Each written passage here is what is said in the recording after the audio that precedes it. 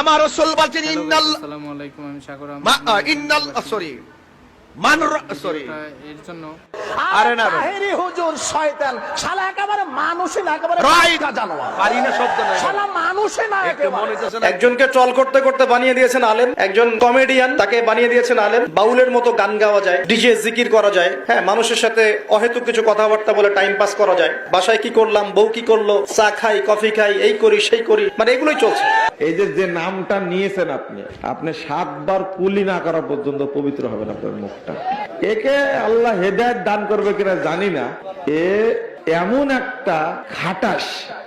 তাহেরি সম্পর্কে নাউজুবিল্লাহ, তাহেরির নাম নাও আমার নাউজুবিল্লাহ, তার না আমি নিতাম নাউজুবিল্লাহ, আমি বলেও নেই না। যে আলটিমেটাম দিচ্ছে আমি আসলে তাকে কোনো আলেম মনে করি না, ঢেলে দিই। বুঝলে বুঝপাতা, না বুঝলে তেজপাতা। এখন আর চা খাই না, কফি খাই। উদ্ভট কিছু জিকির করে যেগুলো জিকিরের সংজ্ঞায় পড়ে না। আমার খাজা বাবা নাকি গান গাইছে। গান গাইছিল খাজা জাইদি, আকাশটা কাঁপছিল কেন, জমিনটা নাচছিল কেন, বরফের থামছিল কেন সেই দিন সেই দিন। গান গাইছিল খাজা জাইদি। ওরে ধরো, 2 হাত বাঁধো, মাথার চুলগুলি চাষো, তালুর মাঝখানে সুপারি রাইখা কাঠের খরম দিয়া 10টা বাড়ি লাগাও। ডিজে ডিজে জান্নাতের মধ্যে গান হবে, এই তাহেরি পাগলায় গান গাইবো। আমার রাসূল বলেন ইন্নাল সরি মানুর সরি আরে না বেটা